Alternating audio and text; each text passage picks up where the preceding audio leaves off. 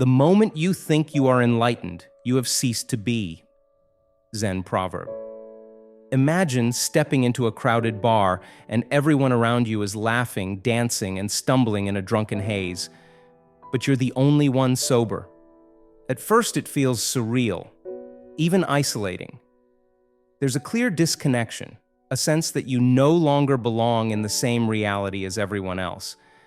That's what awakening can feel like when it's filtered through the lens of a new identity, a spiritual identity. The spiritual ego is a subtle illusion. It disguises itself as growth, enlightenment, and self-realization, while it quietly rebuilds the very thing it was meant to dissolve, the self. At its core, the spiritual ego is the sense of I that begins to feel superior because of spiritual knowledge or practices. Ironically, in trying to drop old labels, it just grabs hold of new ones with more refined language and rituals. What begins as a sincere desire for inner peace slowly turns into a new hierarchy, where one measures how evolved they are based on how much they meditate, how many books they've read, or how deeply they've explored esoteric teachings. And so, a new version of the ego is born. Cleaner, more subtle, but just as divisive. This form of identity, like any other, thrives on separation.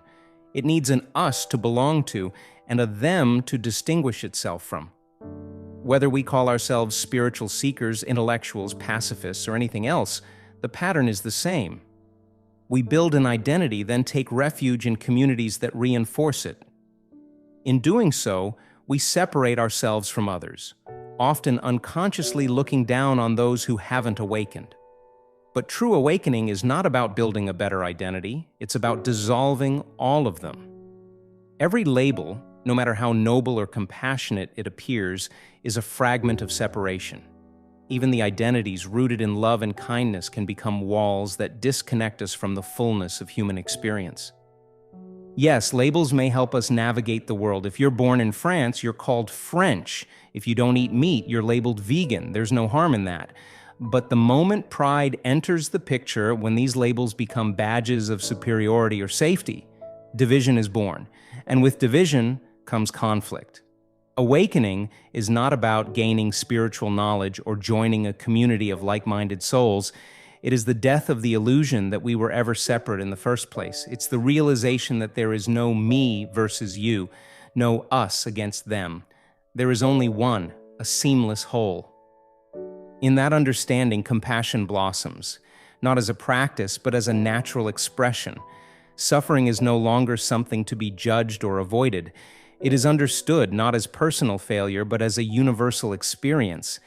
Anger is no longer labeled as toxic. Instead, it is seen as pain, crying out to be seen.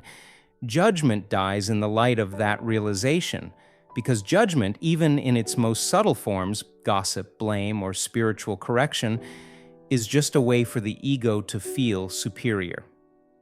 By making you wrong, I feel right. That is how ego survives, even within spiritual circles. And the more right we feel, the more disconnected we become.